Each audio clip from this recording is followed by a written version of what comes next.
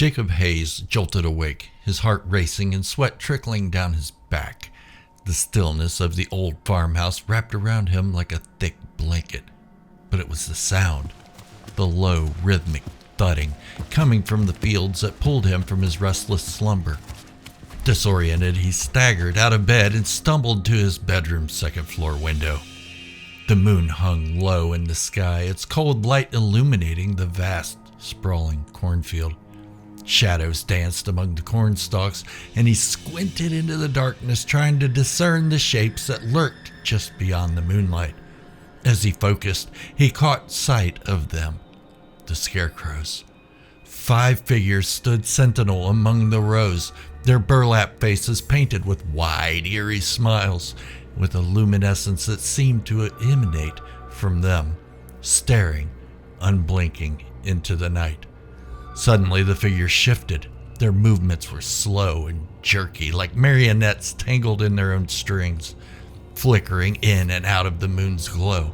Jacob's breath caught in his throat. Were they watching him? He stumbled back from the window, feeling a cold sweat break across his skin. Weeks earlier, Jacob had arrived at the Barrett farm, hoping for a fresh start. The land had been incredibly cheap. Too cheap, he thought.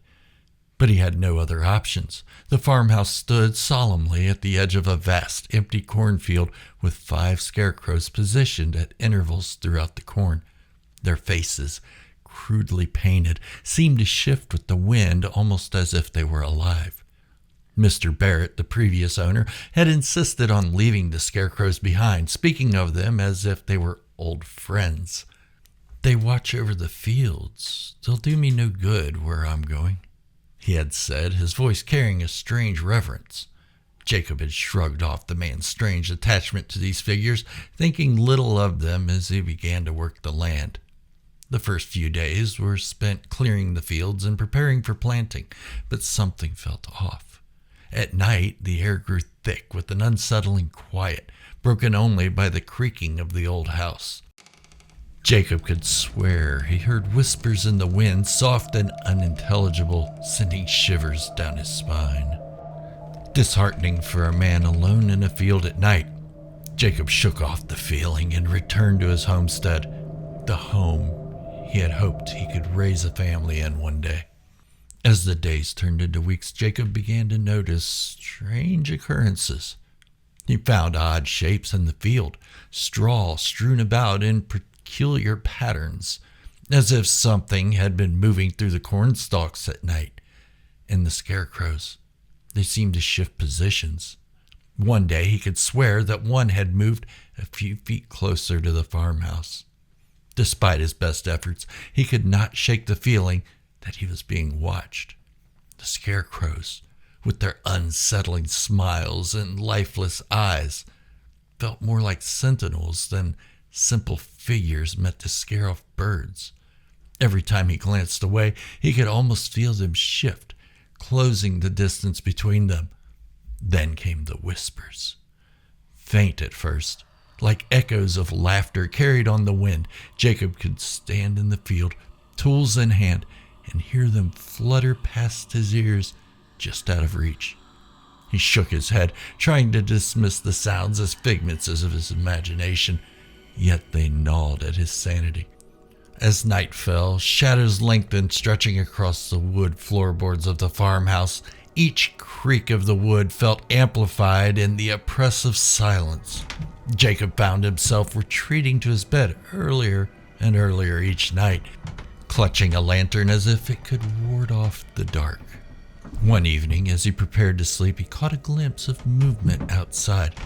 Peering through the window, he noticed the scarecrows arranged in a neat row, their heads tilted at angles as if engaged in silent conversation. A chill crawled through his spine, but he shrugged it off, convincing himself that it was merely the wind. Sleep eluded him that night. He lay in bed staring at the ceiling, the whispers growing louder, more insistent. It was as if the house itself breathed with him, its walls alive with secrets he couldn't comprehend. Finally, he drifted off, but his dreams were twisted. filled with images of the scarecrows gliding through the corn, their eyes glowing, beckoning him to join their morbid dance. One particularly sleepless night, Jacob awoke to a sound that sent ice through his veins, a rhythmic rustling from the cornfield. Curiosity overcame his fear, and he crept to the window, peering out into the darkness. The moon illuminated the field, revealing the scarecrows gathered in a circle, their jerky movements more pronounced under the pale light. It was as if they were engaging in some twisted ritual. Jacob's heart raced as he realized they were huddled over something on the ground. Straining to see, he made out the shape of a deer, its form lifeless and still. As he watched in horror, the scarecrows began to jerk and twitch, their burlap faces grimacing in an exaggerated show of hunger. Their arms reached out, fingers clawing at the air as they moved rhythmically, almost in a dance. Jacob felt a wave of nausea wash over him. He stepped back from the window, his heart pounding. What kind of sick game was this? He fought to convince himself that he had imagined it, that the fatigue was warping his mind. But sleep remained elusive. The next night, he braved the dark once more, leaning against the window frame, hoping to dispel the horror he had witnessed. The sight was even more grotesque. The scarecrows had dragged the deer into a clearing, their movements slow and deliberate, as if savoring every moment. He could see their jagged, painted-on smiles split wide as they feasted, straw spilling from their grinning mouths. The moonlight glinted off something sharp in their hands, something that made Jacob's stomach turn. Desperation clawed at Jacob's mind. He could no longer ignore the menace lurking among the cornstalks. Determined to rid himself of the scarecrows, he decided to burn the fields. Armed with a canister of kerosene, he poured a trail along the edge of the cornfield and struck a match. Flames roared to life, licking at the dry stalks, sending sparks into the air. Jacob felt a rush of exhilaration as the fire spread, devouring the dark remnants of the field. But as the fire consumed the corn, a chilling sight stopped him cold. The scarecrows, those damn scarecrows, slid down from their poles, their movements disjointed and unnatural, as if the fire had animated them. Jacob stumbled back, the warmth of the blaze turning to a cold dread as the figures approached him, their movements jerky and erratic. Even as the flames roared, the scarecrows seemed untouched, standing defiantly in the inferno's glow. Jacob watched in disbelief as they remained intact, charred but upright, their eerie smiles unwavering. That night, as the fire burned down to embers, Jacob found himself unable to escape the sensation of eyes on him. He retreated to the farmhouse, locking every door and window, praying that the inferno had driven the horrors away. But as he lay in bed, every creak of the house became a reminder of his vulnerability. Nights passed, with Jacob unable to sleep, each one filled with nightmares of the scarecrows closing in on him. Shadows danced along the walls of the farmhouse, whispering secrets he could not understand. He became a prisoner of his own home, unable to escape the feeling that he was being watched, not just from the fields, but from the very walls around him. His mind frayed as paranoia set in. Every creak of the old house, every whisper of the wind felt like a warning. He found himself jumping at shadows, convinced the scarecrows had taken on a life of their own, stalking him in the dark. One night, while sitting in the dim glow of an oil lamp, Jacob noticed something out of the corner of his eye. He turned to see a figure standing just beyond the window, its outline barely discernible in the darkness. He gasped, realizing it was one of the scarecrows, its head cocked to the side, watching him. Driven by a sudden surge of rage and fear, Jacob lunged for the door, throwing it open with a crash, but the field lay empty. The scarecrow's nowhere in sight. He felt the ground tremble beneath him as if it pulsed with a sinister energy. The whispers grew louder, filling his ears with mocking laughter. One night, pushed to the brink of insanity, Jacob could take it no longer. He stormed out of the farmhouse, determined to confront the scarecrows once and for all. Grabbing a pitchfork, he marched into the field, the moonlight casting long shadows over the burnt remains. As he neared the charred figures, they began to sway, their movements slow and deliberate. The moonlight flickered, and for a moment they seemed to blink in and out of existence. Jacob's breath quickened as he raised the pitchfork, ready to drive it through the nearest scarecrow's heart. But as he lunged forward, the figures surged to life, their jagged movements catching him off guard. With a terrifying grace, they glided toward him, faces twisted into grotesque smiles that seemed to widen beyond the bounds of reality. The air thickened with dread, a palpable weight pressing down on Jacob as he faced the horrors he had unleashed. The pitchfork trembled in his hands, and for a moment he hesitated, realizing the futility of his actions. No matter how he fought, the scarecrows were unaffected, their forms now surrounded by a malevolent aura that seemed to suck the warmth from the night.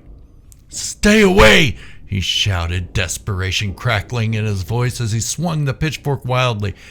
But they merely sidestepped his attack with an unnatural fluidity, their jerky movements synchronized in a twisted dance that mocked his attempt to resist. Suddenly, the largest scarecrow, its burlap head adorned with tattered remnants of clothing, stepped closer. Jacob stumbled back, tripping over a patch of burned earth. The thing leaned in, its painted grin splitting wide to reveal a maw of jagged teeth, a horrific mockery of what had once been straw and fabric. "Join us," it whispered, its voice a haunting echo that slithered through the air like smoke. "We have been waiting for you." Jacob screamed, a primal sound that reverberated through the empty field, but the noise only seemed to amuse the scarecrows. They closed in around him, their movements slow and deliberate, as if savoring his terror. Each figure advanced with purpose, their heads tilting in unison, their painted smiles unwavering.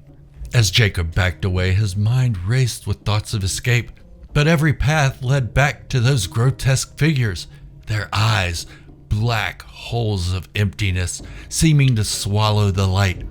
The whispers grew louder, a cacophony or symphony of taunts and laughter, enveloping him in a haze of despair.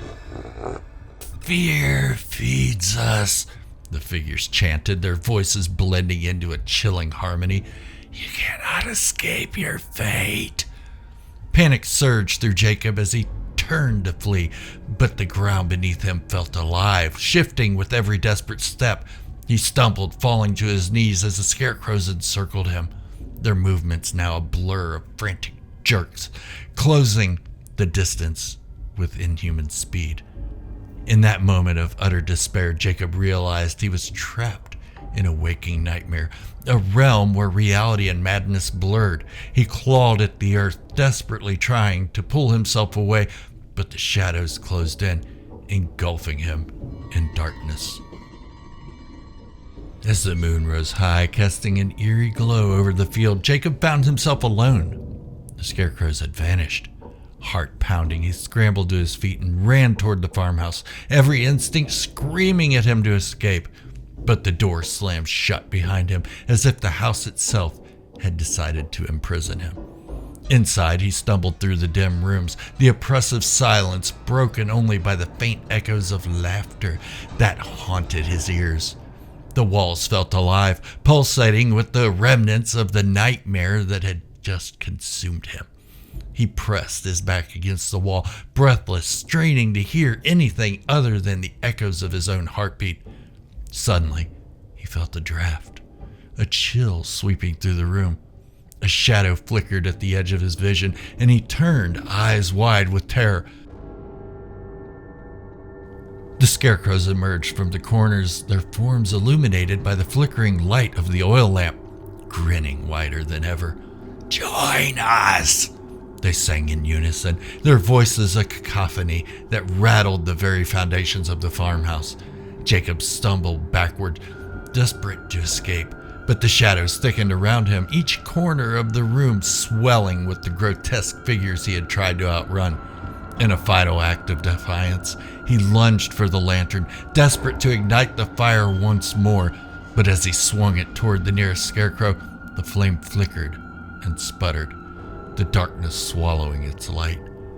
The figures advanced, their movements slow yet relentless, closing the distance with an unearthly grace. With nowhere to turn, Jacob collapsed to the floor, the lantern rolling away and extinguishing itself. The room fell into darkness, the shadows growing thicker, more oppressive. As the scarecrows loomed over him, he felt an inexplicable pull, an ancient force that bound them. "You cannot fight what you are," the largest scarecrow whispered, its voice dripping with an unholy allure. "You were always meant to join us." In that moment, Jacob understood. The whispers he had heard were not merely figments of his imagination. They were the voices of those who had come before him, farmers, dreamers, souls who had lost their way. He realized the scarecrows were not just figments of fear, but guardians of a cursed legacy, and he was now a part of it. As he surrendered to the darkness, the scarecrows enveloped him, their laughter echoing in his mind. He felt himself slipping away, the last remnants of his identity fading into the cold embrace of the field. The next morning, the sun rose over the Barrett farm, illuminating the field that had consumed Jacob Hayes. The charred remains of the corn stood like solemn sentinels, and the scarecrows remained, but now there were 6. Their painted smiles as unsettling as ever. As the new family arrived, drawn by the promise of a fertile land, they glanced at the scarecrows, witnesses to the horrors that had unfolded. Unbeknownst to them, the whispers of Jacob would carry on in the wind, welcoming them into the same dark embrace. And as the day faded into night, the scarecrows would shift and sway, their movements slow and jerky, always watching, always waiting for the next soul to claim. The legacy of the Barrett farm would continue, entwining the fates of all who dared to call it home. If you've enjoyed this story, check out some of my many others in my playlists. They're not all like this one, but they're all pretty decent, I think. Anyways, don't forget to hit the subscribe button and ring that bell to receive notifications every time I upload a new horror story. Until the next time, stay weird. This is Gerald, signing off.